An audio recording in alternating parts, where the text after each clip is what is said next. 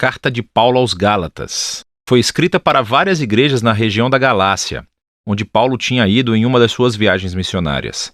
Você pode ler as histórias no livro de Atos. Ele escreveu essa importante carta sentindo uma profunda paixão e frustração. Aqui está a história por trás dela. O cristianismo começou como um movimento judaico-messiânico em Jerusalém, mas a sua mensagem era para toda a humanidade e, assim, rapidamente se espalhou para além de Israel. No tempo de Paulo como missionário, havia tantos não-judeus quanto judeus no movimento de Jesus, e isso desencadeou um enorme debate que conhecemos no livro de Atos, capítulo 15. Historicamente, o povo da Aliança de Deus estava focado em um grupo étnico, Israel, e eles foram separados através das práticas ordenadas na Torá, como a circuncisão dos homens, comer kosher, observar o sábado. E havia muitos cristãos judeus que acreditavam que, para todos esses não-judeus realmente se tornarem parte da família de Deus, eles precisavam obedecer às leis da Torá. E assim, alguns desses cristãos judeus acabaram vindo para as igrejas da Galácia. Eles estavam falando mal de Paulo e exigindo a circuncisão de todos esses homens não-judeus cristãos. E muitos deles foram circuncidados. E quando Paulo soube disso, ele ficou com o coração partido e irritado. E eis que surge essa carta. Primeiro, Paulo desafia os Gálatas com seu resumo da mensagem do Evangelho sobre o Messias crucificado. Então, ele argumenta que esse Evangelho é o que cria a nova família multiétnica de Jesus e Abraão, e ele mostra como esse Evangelho é o que realmente transforma as pessoas pela presença e pelo poder do Espírito. Ele começa expressando sua perplexidade por os Gálatas terem abraçado um Evangelho diferente. É o evangelho promovido por esses cristãos que falam mal de Paulo e exigem a circuncisão. Então, Paulo defende primeiro a autenticidade da sua mensagem e autoridade como um apóstolo. Ele foi enviado pelo próprio Jesus ressuscitado para ir ao mundo não-judeu. Lembre-se da história do livro de Atos. Paulo diz que somente mais tarde que ele foi a Jerusalém encontrar os outros apóstolos, como Pedro ou Tiago. E quando ele lhes disse que não estava exigindo que os cristãos não-judeus fossem circuncidados ou comessem kosher, eles deram seu apoio total. Mas essa tensão era mais profunda. Pedro tinha ido a Antioquia para visitar e ver todos esses cristãos não-judeus, e ele estava comendo e se relacionando com eles. Mas, quando alguns desse grupo de oposição de Jerusalém apareceram em Antioquia, Pedro cedeu sob sua pressão. Ele parou de comer com esses cristãos incircuncisos e os evitava. E assim Paulo confrontou e acusou Pedro de hipocrisia, de não permanecer fiel ao Evangelho. Para Paulo, exigir que esses novos cristãos fossem circuncidados e observassem as leis da Torá é um erro muito grande e por muitas razões. Primeiro de tudo porque é uma traição ao Evangelho. Ou, em suas palavras, as pessoas não são justificadas pelas obras da Torá, mas somente pela fé em Jesus, o Messias. E nós temos fé no Messias Jesus. Ser justificado, literalmente, ser declarado justo, é um termo do Antigo Testamento para Paulo. É quando Deus declara que alguém está em um relacionamento certo com ele. Eles foram perdoados, receberam um lugar na família de Deus e estão sendo transformados pela graça de Deus. E é a convicção de Paulo que ninguém pode ser justificado observando os mandamentos da Torá, senão somente pela fé em Cristo Jesus. Esta é uma frase densa e pode se referir à fidelidade do próprio Jesus para viver e morrer em nosso favor. Ou poderia se referir à nossa própria confiança e devoção a Jesus. De qualquer forma, a mensagem é clara. As pessoas são justificadas apenas ao confiar no que Deus fez por elas através de Jesus, não pelo que elas fazem por si mesmas. No coração do Evangelho de Paulo está a afirmação de que, quando as pessoas confiam no Jesus Messias, o que é verdade sobre ele se torna verdadeiro sobre elas. Sua vida, morte e ressurreição se tornam deles. Ou, em suas palavras, eu fui crucificado com o Messias. E não sou eu quem volta à vida, é o Messias que vive em mim. E a vida que agora vivo, eu vivo pela fé no Filho de Deus, que me amou e se entregou por mim. E então, a razão pela qual qualquer um pode dizer que está bem com Deus ou que pertence à família da Aliança de Jesus não é porque obedeceu às leis da Torá. É somente por causa do que Jesus fez por eles, que eles nunca poderiam fazer por si mesmos. Agora, essa compreensão profunda do que Jesus realizou tem enormes implicações para quem pode agora fazer parte da família da Aliança de Deus e o que significa viver como um membro dessa família. Então, Paulo primeiro menciona as histórias sobre Abraão em Gênesis, como ele foi justificado ou declarado justo diante de Deus simplesmente por ter fé. Ao confiar na promessa de Deus, naquele dia, todas as nações encontrariam a bênção de Deus através dele e de seus descendentes. O propósito de Deus era sempre ter uma família grande, multiétnica, de pessoas que se relacionam com ele com base na fé, não nas leis da Torá. Mas isso levanta uma questão importante. Por que foi então que Deus deu as leis da Torá a Israel? Aqui, Paulo oferece uma explicação muito breve e densa, que mais tarde ele completará em sua carta aos Romanos. Ele observa que as leis da Torá foram dadas a Israel no Monte Sinai muito depois da promessa de Deus a Abraão. E se você ler a Torá cuidadosamente, ele diz: você verá que Deus sempre desejou que as leis fossem uma medida temporária. Ele diz que as leis tiveram um papel negativo e positivo. Negativamente, as leis agiram como uma lupa sobre o pecado de Israel. Elas expuseram como Israel compartilhou a condição humana pecaminosa, constantemente se rebelando contra a lei de Deus. E assim, a lei, que é boa, acabou pronunciando Israel e toda a humanidade como culpados. Ou, em suas palavras, as leis aprisionavam todos sob o poder do pecado, mas as leis também tinham um papel positivo. Elas agiam como um professor rigoroso da escola, que mantinha Israel na linha até a vinda da prometida descendência de Abraão, o Messias. E quando o Messias veio, ele cumpriu o propósito das leis em favor de Israel. Jesus foi o fiel israelita que realmente amou a Deus e ao próximo e, como rei de Israel, morreu para levar em si a maldição e consequência do fracasso de Israel e trazer a redenção. E agora, através de Jesus, a descendência de Abraão, a bênção de Deus pode chegar a todas as pessoas, independente da sua etnia, status social ou gênero. Para Paulo, não faz sentido exigir que os cristãos não judeus observem a Torá. Esse tipo de exigência age como se Jesus não tivesse cumprido a promessa de Deus ou lidado com os nossos pecados. Negligencia a nova liberdade adquirida para nós através de Jesus e do dom do Espírito e limita a promessa e bênção de Deus a uma família étnica. Mas os adversários de Paulo podem argumentar que as leis da Torá são um guia comprovado para viver de acordo com a vontade de Deus. Como os cristãos não-judeus aprenderão isso? Paulo responde nos capítulos 5 e 6, descrevendo como a presença transformadora de Jesus através do Espírito é o segredo. As leis da Torá são boas, são sábias, diz Paulo. De fato, todas elas podem ser resumidas como Jesus fez no mandamento de amar ao próximo como a si mesmo. Mas as leis, boas como são, não deram a Israel o poder de obedecê-las. Em comparação, a boa nova é que Jesus cumpriu as leis em nosso nome. E agora, ele vive em nós através do Espírito, transformando o seu povo em novos seres humanos que cumprem a lei amando os outros. Então, Paulo continua, o contraste é entre a antiga e a nova humanidade. Os hábitos da antiga humanidade são óbvios. Estes são comportamentos que desumanizam as pessoas, destroem relacionamentos e comunidades inteiras. E, enquanto as leis da Torá proibiam esses comportamentos, Jesus realmente aniquilou-os na cruz. Então, quando uma pessoa confia em Jesus e vive em independência do Espírito, a vida de Jesus se torna dessa pessoa e produz aquilo que Paulo chama de fruto do Espírito. Este é o modo de vida de Jesus que ele quer reproduzir na sua família, para que se tornem pessoas de amor, alegria, paz, paciência, bondade, fidelidade, humildade, gentileza e autocontrole. Mas esse fruto não é automático, diz Paulo. Ele requer cultivo, assim como um fruto real. Ou, em suas palavras, se vivemos pelo Espírito, temos que nos manter em sintonia com o Espírito. Isso requer intencionalidade. Temos que aprender a podar os nossos velhos hábitos e cultivar novos e, ao fazê-lo, somos levados pelo Espírito à medida que Jesus renova as nossas mentes e corações e nos torna pessoas que amam a Deus e aos outros. E assim, o povo de Jesus cumpre o que Paulo chama de Torá do Messias. No final, Paulo conclui, esse requisito para os cristãos se tornarem observadores da Torá ou serem circuncidados é um caminho que perde o foco no objetivo. O que realmente importa é a nova criação de Deus, essa família multiétnica do Messias. Pessoas cheias de fé em Jesus que estão aprendendo a amar a Deus e aos outros no poder do Espírito. E é disso que trata a carta aos Gálatas.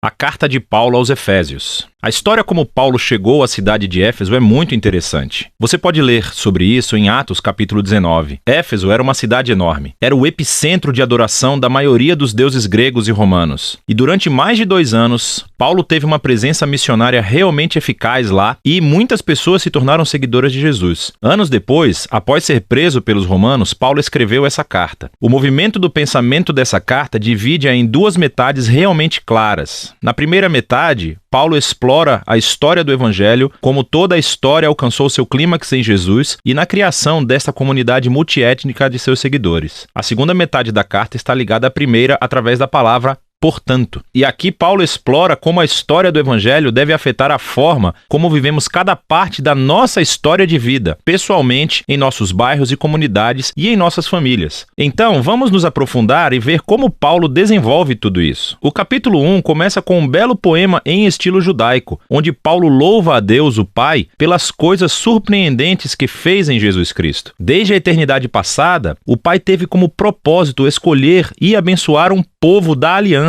Pense aqui na família de Abraão, em Gênesis, capítulo 12, versículos 1 a 3. E agora, através de Jesus, qualquer pessoa pode ser adotada nessa família. A morte de Jesus cobre os nossos piores pecados, os nossos piores fracassos, e em Jesus encontramos a graça de Deus. Na verdade, Paulo diz que essa graça abriu um modo totalmente novo de entendermos cada parte de nossas vidas. Ele diz no capítulo 1, verso 10, que o propósito de Deus era unificar todas as coisas no céu e na terra sob Cristo, que é um título que significa Messias. O plano de Deus sempre foi ter uma enorme família de seres humanos restaurados, unidos em Jesus, o Messias. Esse propósito divino se tornou claro, diz Paulo, quando fomos primeiramente transformados naquela família. E aqui ele está se referindo aos judeus étnicos e à família de Abraão. Mas então Paulo fala sobre vocês, e aqui ele quer dizer não judeus. Todos vocês ouviram sobre Jesus e a salvação através dele, e foram trazidos para essa família pela obra do Espírito Santo. E assim, aqui, ele está se referindo aos eventos relatados nas histórias dos Atos, sobre como o Espírito de Deus reuniu judeus e não judeus em uma única família em Jesus, tal como Deus prometeu a Abraão há muito tempo atrás. Note também como, nesse poema, Paulo começa falando sobre Deus o Pai, e depois sobre Jesus o Filho, e aqui no final sobre o Espírito. Os 3 trabalham juntos quando Paulo conta a história do Evangelho. É muito legal. Depois do poema, Paulo responde com uma oração. Ele ora para que esses seguidores de Jesus não apenas conheçam, mas experimentem pessoalmente o poder do Evangelho. Que eles sejam energizados pelo mesmo poder que ressuscitou Jesus dos mortos e o colocou como a cabeça exaltada de todo o mundo. Agora, no capítulo 2, Paulo retrocede e desenvolve algumas ideias-chave do poema do capítulo 1, especialmente sobre a graça de Deus e essa nova família multiétnica de Jesus. Ele começa recontando a história de como esses cristãos não judeus conheceram Jesus. Antes de ouvir sobre Jesus, eles estavam fisicamente vivos, mas estavam espiritualmente mortos. Eles estavam presos em uma vida de egoísmo e sem propósito, e estavam sendo enganados pelas forças espirituais do mal. Mas, surpreendentemente, Deus, em seu grande amor e misericórdia, os salvou. Ele perdoou todos os seus pecados e juntou as suas vidas à vida de ressurreição de Jesus, e ele também os trouxe de volta à vida. E agora, tendo sido criados como novos seres humanos através de Jesus, eles têm a alegria de descobrir todos os novos chamados, propósitos e tarefas que Deus colocou diante deles. Eles não só foram presenteados com a graça de Deus, como também foram convidados para uma nova família. Antes de ouvir sobre Jesus, esses não-judeus não estavam apenas afastados de Deus. Eles estavam separados do seu povo da aliança, da família de Abraão. E por uma razão muito prática. Os mandamentos da aliança do Sinai formavam uma linha divisória ao redor dessa família. Eles eram como uma barreira que mantinha a maioria dos não-judeus afastados. Mas em Jesus, as leis da Torá foram cumpridas e a barreira foi removida. Os 2 grupos étnicos se tornam, como Paulo afirma, uma nova humanidade unificada, capaz de viver em paz. Então, Paulo continua no capítulo 3 a se maravilhar com o papel único que ele teve de espalhar essa boa notícia para o povo não-judeu. E mesmo estando na prisão, ele agradece a Deus pela chance que teve de ver essa família da aliança crescer tanto. Então, Paulo termina a primeira metade da carta com outra oração. Dessa vez, ele ora para que os seguidores de Jesus sejam fortalecidos pelo Espírito de Deus para simplesmente compreender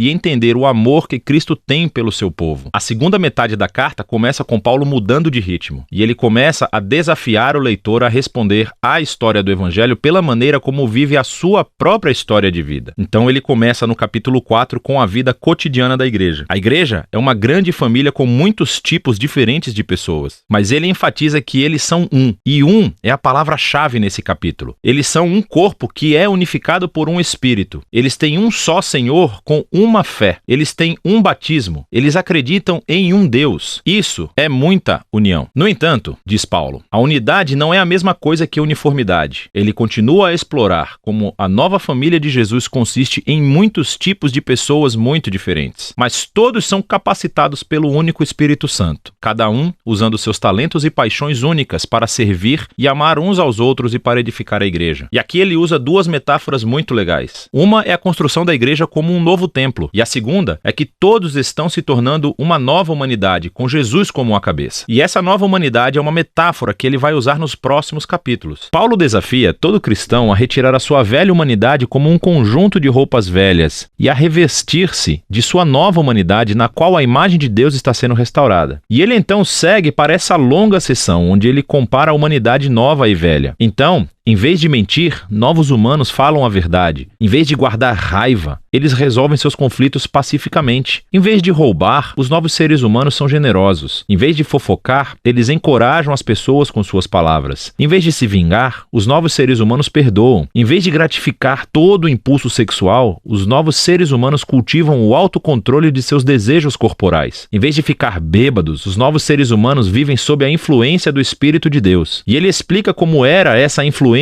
de 4 maneiras diferentes. As 2 primeiras têm a ver com o canto. Cantar juntos, mas também cantar sozinhos. E isso é realmente interessante. A primeira coisa que Paulo pensa sobre como o Espírito funciona na vida do povo de Jesus é cantar e música. O terceiro sinal da influência do Espírito é gratidão por tudo. E a quarta é que o Espírito obrigará os seguidores de Jesus a se colocarem abaixo dos outros e a elevar os outros como mais importantes que eles mesmos. E Paulo, na verdade, expande esse quarto ponto mostrando como isso funciona no casamento cristão. Então, você tem uma esposa que segue Jesus. Ela é chamada a respeitar e permitir que seu marido se torne responsável por ela. E o marido é chamado a amar a sua esposa e usar sua responsabilidade para colocar a sua vida egoísta de lado e priorizar o bem-estar de sua esposa acima do seu. E Paulo diz que esse tipo de casamento está realmente reencenando a história do Evangelho. As ações do marido imitam Jesus e o seu amor, e o seu auto-sacrifício. As ações da esposa imitam a igreja, o que permite que Jesus a ame e a faça nova. Paulo então aplica a mesma ideia a filhos e pais, bem como escravos e mestres. Paulo encerra a carta lembrando a esses cristãos a realidade do mal espiritual. Esses são seres e forças que tentarão prejudicar a unidade do povo de Jesus e a comprometer a sua nova humanidade. E assim, Paulo os desafia a permanecerem firmes e a colocarem esse conjunto metafórico de armaduras corporais que ele descreve em detalhes. E Paulo tirou todas essas peças de armadura do livro de Isaías e como Isaías descreveu o rei messiânico. E agora, como seguidores do Messias, precisamos adotar os atributos do Messias como nosso, porque nós formamos o corpo de Jesus. Na prática, acho que Paulo quer que os cristãos comecem a formar hábitos, usando proativamente a oração e as escrituras em nossos relacionamentos uns com os outros, para nos ajudar a crescer e a amadurecer como seguidores de Jesus. E essa é a carta aos Efésios, muito poderosa. É onde Paulo resume toda a história do Evangelho e como ele deve reformular cada parte da nossa história de vida. Carta de Paulo aos Filipenses. A igreja em Filipos foi a primeira comunidade de Jesus que Paulo iniciou na Europa Oriental, e essa história é contada no capítulo 16 de Atos. Filipos era uma colônia romana da antiga Macedônia. Estava cheia de soldados aposentados e era conhecido por seu nacionalismo patriótico. E assim, Paulo enfrentou resistência ao anunciar Jesus como o verdadeiro rei do mundo. E depois que Paulo partiu, aqueles que se tornaram seguidores de Jesus continuaram a sofrer resistência e até perseguição. Mas eles permaneceram uma comunidade vibrante, fiel aos ensinamentos de Jesus. Paulo enviou essa carta de uma de suas muitas prisões e por uma razão muito prática. Os filipenses enviaram um dos seus membros, Epafrodito, para levar um presente financeiro a Paulo para apoiá-lo na prisão. E Paulo enviou essa carta a Epafrodito para agradecer e fazer muito mais. O conceito dessa carta não desenvolve uma única ideia do começo ao fim, como muitas outras cartas de Paulo. Em vez disso, Paulo organizou uma série de ensaios ou vinhetas curtas e reflexivas. E todos eles giram em torno do centro de gravidade nessa carta, que é um poema no capítulo 2. Ele reconta artisticamente a história da encarnação de Jesus, sua vida, morte, ressurreição e exaltação. E então, em cada uma dessas vinhetas, Paulo pega as palavras-chave ou ideias daquele poema para mostrar como viver como cristão significa ver sua própria história como uma expressão vivida da história de Jesus. Então, Paulo abre a carta com uma oração de gratidão e agradece a Deus pela generosidade dos filipenses por sua fidelidade. E ele expressa sua confiança de que a obra transformadora da vida que Deus começou neles continuará em expressões maiores e mais belas de fidelidade e amor. E Paulo então se concentra em sua preocupação óbvia no momento, que é o seu status na prisão. Estar em uma prisão romana não era um piquenique, mas, paradoxalmente, acabou sendo bom para avançar as boas novas sobre Jesus. Então, todos os guardas romanos, os administradores, todos sabem que Paulo está na prisão por anunciar Jesus como o Senhor ressuscitado. E sua prisão inspirou confiança em outros cristãos para falar sobre Jesus mais abertamente. E Paulo está otimista de que será libertado da prisão, mas é possível que ele possa ser executado. E ao refletir a respeito, isso realmente não seria tão ruim, pois, para mim, diz Paulo, a vida é o Messias, e assim morrer seria um ganho. Para Paulo, sua vida no presente e no futuro é definida pela vida e amor de Jesus por ele. E então, se ele for executado, isso significa que ele estará presente com Jesus, o que seria ótimo para ele. E se ele for libertado, isso significaria que ele poderia continuar trabalhando para iniciar mais comunidades de Jesus, o que seria melhor para as outras pessoas. E é isso que ele espera. E observe como sua linha de pensamento funciona aqui. Morrer por Jesus não é o verdadeiro sacrifício para Paulo, mas sim permanecer vivo para servir aos outros. E assim é a maneira de Paulo participar da história de Jesus, sofrer para amar os outros mais do que a si mesmo. Paulo então se volta para os filipenses e pede que participem do exemplo de Jesus, adotando essa mesma mentalidade. Ele diz que a sua vida como cidadãos deve ser coerente com as boas novas sobre o Messias. Então esses cristãos em Filipos estavam vivendo em patriotismo romano, mas o modo de vida deles seria moldado por outro rei, Jesus. E isso pode trazer perseguição, mas eles não devem ter medo, porque sofrer por estarem associados a Jesus é uma maneira de viver a história do próprio Jesus. O que leva Paulo ao grande poema do capítulo 2. Ele é rico em ecos do texto do Antigo Testamento. Especificamente, a história de Adão e sua rebelião em Gênesis 1 a 3 e os poemas sobre o servo sofredor no livro de Isaías. Vale a pena memorizar este poema. É uma versão maravilhosamente condensada da história do Evangelho. Então, antes de se tornar humano, o Messias pré-existia em um estado de glória e igualdade com Deus. E, ao contrário de Adão, que tentou aproveitar a igualdade com Deus, o Messias optou por não explorar seu status para vantagem pessoal. Em vez disso, ele se esvaziou de status. Ele se tornou humano. Ele se tornou um servo para todos e, mais do que isso, permitiu-se ser humilhado. Ele foi obediente ao Pai, indo para a morte em uma fileira de execução romana. Mas através do poder e da graça de Deus, a morte vergonhosa do Messias foi revertida através da ressurreição. E agora Deus exaltou Jesus como o Rei de todos, concedendo-lhe o nome que está acima de todos os nomes, para que toda a criação reconheça que Jesus, o Messias, é o Senhor para a glória de Deus Pai. Agora, essa última afirmação é surpreendente. Paulo está citando o capítulo 45 de Isaías. É uma passagem em que toda a criação reconhece o Deus de Israel como Senhor. O argumento de Paulo aqui é muito claro. No Jesus crucificado e ressuscitado, descobrimos que o único Deus verdadeiro de Israel consiste em Deus Pai e no Senhor Jesus. E assim, para Paulo, esse poema expressa suas convicções sobre quem Jesus é. E faz mais, oferece o exemplo de Jesus como um modo de vida que seus seguidores devem seguir. E é por isso que Paulo imediatamente conta duas histórias. Primeiro sobre Timóteo, depois sobre Epafrodito, porque ambos são exemplos de pessoas que vivem a história de Jesus. Timóteo é como Jesus porque está constantemente preocupado com o bem-estar de outras pessoas mais do que o seu próprio. E Epafrodito, que os filipenses enviaram com o seu presente, arriscou sua vida para servir Paulo na prisão. Ele ficou tão doente que quase morreu tentando ajudar Paulo. Mas Deus teve misericórdia dele e de Paulo, poupando-o da perda de um amigo. O argumento de Paulo aqui é que esses são os tipos de pessoas que estão vivendo e respirando exemplos da história de Jesus e são dignos de serem seguidos. Paulo então se volta para a sua própria história como um exemplo. Então, aqueles cristãos que estavam exigindo a circuncisão de cristãos não judeus, lembre-se de sua carta aos Gálatas. Essas pessoas ainda estão criando problemas para Paulo e continuam lhe recordando de seu próprio passado, quando ele costumava perseguir os seguidores de Jesus, quando ele tentou mostrar sua posição correta diante de Deus por sua zelosa obediência às leis da Torá. Mas como Jesus, Paulo desistiu de todo esse status e privilégio. Ele agora considera tudo isso como imundície, e a palavra que ele usa é, na verdade, muito menos educada. Ele deu tudo para se tornar um servo, como Jesus, e para participar de seu amor sofredor e sacrificial. E ele faz tudo isso na esperança de que o amor de Jesus o leve através da morte e a sair do outro lado para a ressurreição. Então Paulo diz que para os seguidores de Jesus, a sua verdadeira cidadania está no céu, o que para Paulo não significa que todos devemos sair da terra e ir para o céu um dia. Pelo contrário, o céu é o lugar transcendente onde Jesus reina como rei. E ele diz que estamos aguardando ansiosamente nosso Salvador real para descer de lá e retornar aqui para trazer seu reino de justiça curativa e amor transformador para fazer uma nova criação. Paulo então desafia os filipenses a continuarem vivendo a história de Jesus. Ele primeiro se dirige a duas mulheres líderes proeminentes da igreja que trabalham ao lado de Paulo, e elas estão em algum tipo de conflito, e por isso Paulo pede a elas que sigam o exemplo de humildade de Jesus, reconciliem-se e se tornem unidas.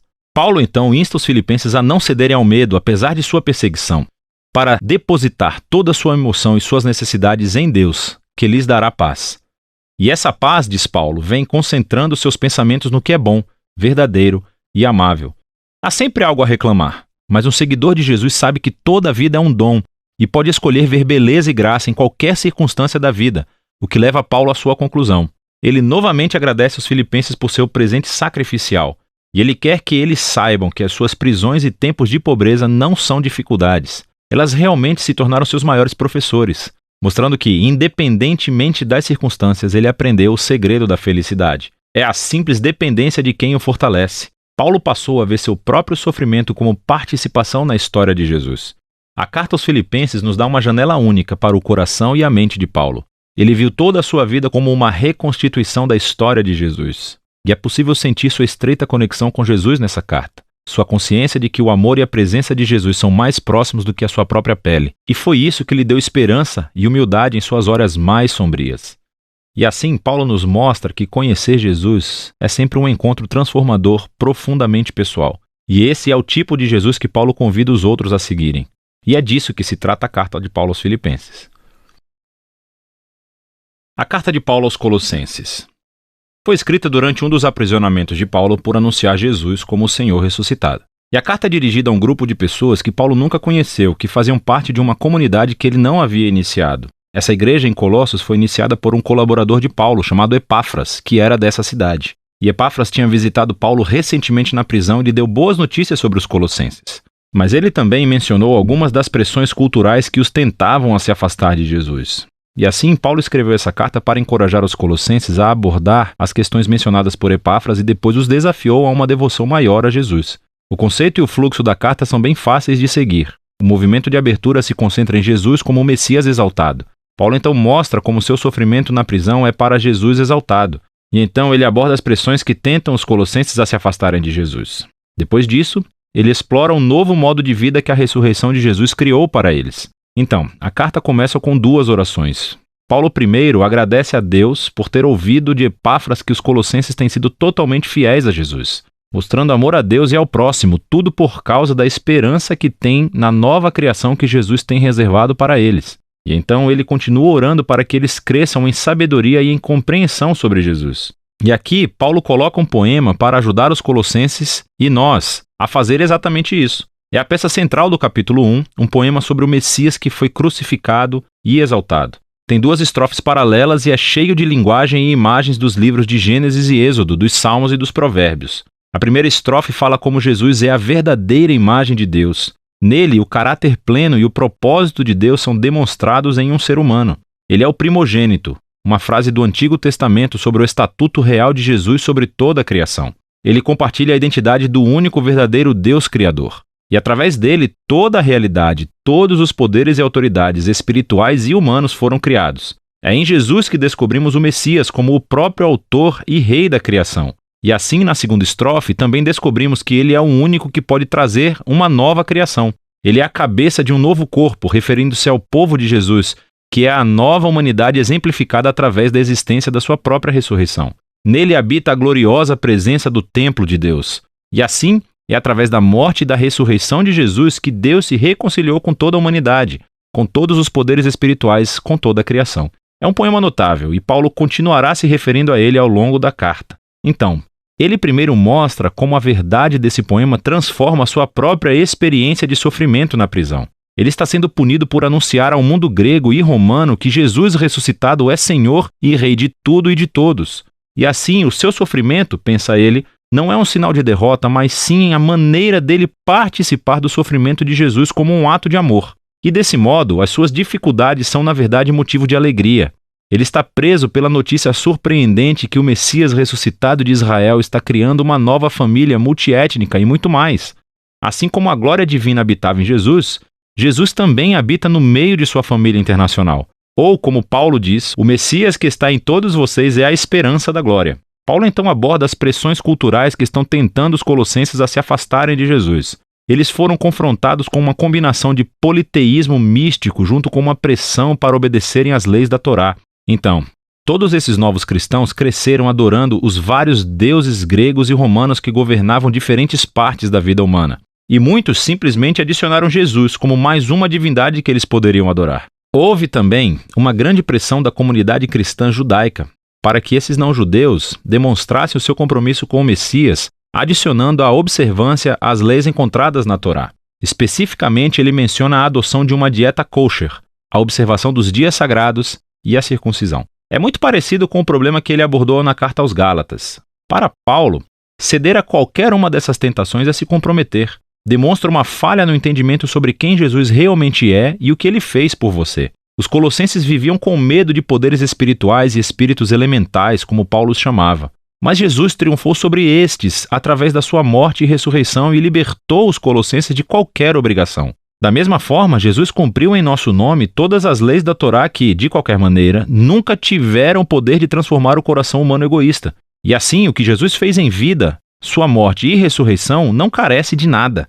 Não precisa ser complementado com o seguimento das leis. E de qualquer maneira, ele é a realidade para a qual todas as leis da Torá estavam apontando. Em vez das leis, os seguidores de Jesus têm o poder da ressurreição para mudá-los, que é o que ele vai explorar.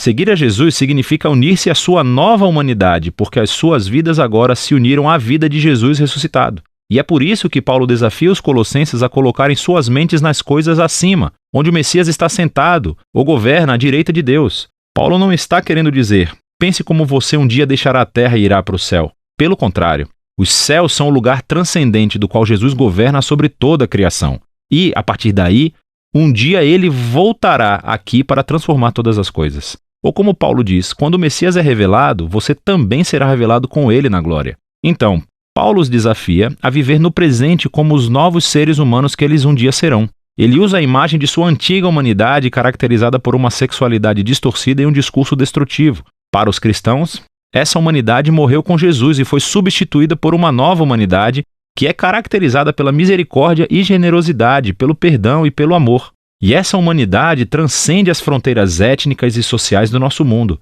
para criar, nas palavras de Paulo, um povo onde não há gregos ou judeus, circunciso ou incircunciso, escravo ou livre. O Messias é tudo e está em todas as pessoas. Paulo então se torna realmente prático e mostra aos colossenses como essa nova humanidade pode existir em uma casa romana do primeiro século, que era uma instituição altamente autoritária onde o patriarca masculino tinha o poder da vida e da morte sobre sua esposa, seus filhos e seus escravos. Não é bem assim em uma família cristã. Aqui, o Jesus ressuscitado é o verdadeiro Senhor. E assim, no Senhor, a esposa permite que o seu marido seja responsável por ela, e o marido está sujeito a Jesus amando a sua esposa e colocando o bem-estar dela acima do seu. Em um lar onde Jesus é o Senhor, os filhos não são objetos. São chamados à maturidade e ao respeito. E os pais devem criar seus filhos com paciência e compreensão. Cristãos que são escravos devem honrar os seus mestres humanos precisamente porque eles não são o verdadeiro mestre. Jesus é. E os cristãos que têm escravos devem entender que esse escravo não é sua propriedade, mas sim um membro do corpo de Jesus a ser honrado e incluído em amor. Aqui Paulo está indo por um caminho muito difícil. Ele está reformulando a instituição romana mais básica em torno de Jesus, que a governa através do amor ao próximo. E assim, embora ele não tenha abolido a estrutura do agregado familiar, o Messias exaltado exige que seja transformado. Quase além do ponto de compreensão para qualquer romano que vive em Colossos. Você pode ver isso mais claramente na conclusão da carta. Após um pedido de oração, Paulo aplica essas instruções sobre escravos e mestres cristãos. E descobrimos que Tíquico é quem leva e lê a carta aos Colossenses. Ele é acompanhado por um certo Onésimo, que foi um ex-escravo de um cristão colossense chamado Filemão. E descobrimos, por outra carta endereçada a Filemão, que Onésimo havia escapado de seu mestre. Era um crime digno de prisão. Mas Paulo pede a toda a igreja para saudar Onésimo como um irmão fiel e amado no Senhor. E então, na carta a Filemão, Paulo diz que ele deveria receber Onésimo não mais como escravo, senão como um irmão. Ele termina a carta em grande estilo. Na carta aos Colossenses, Paulo nos convida a ver que nenhuma parte da existência humana permanece intocada pelo domínio amoroso e libertador de Jesus ressuscitado. O nosso sofrimento, a nossa tentação de abdicar os nossos valores, do nosso caráter moral, a dinâmica em poder em nossos lares, tudo isso deve ser reexaminado e transformado. Somos convidados a viver no presente como se a nova criação tivesse realmente chegado quando Jesus ressuscitou dos mortos. E é disso que se trata a carta aos Colossenses.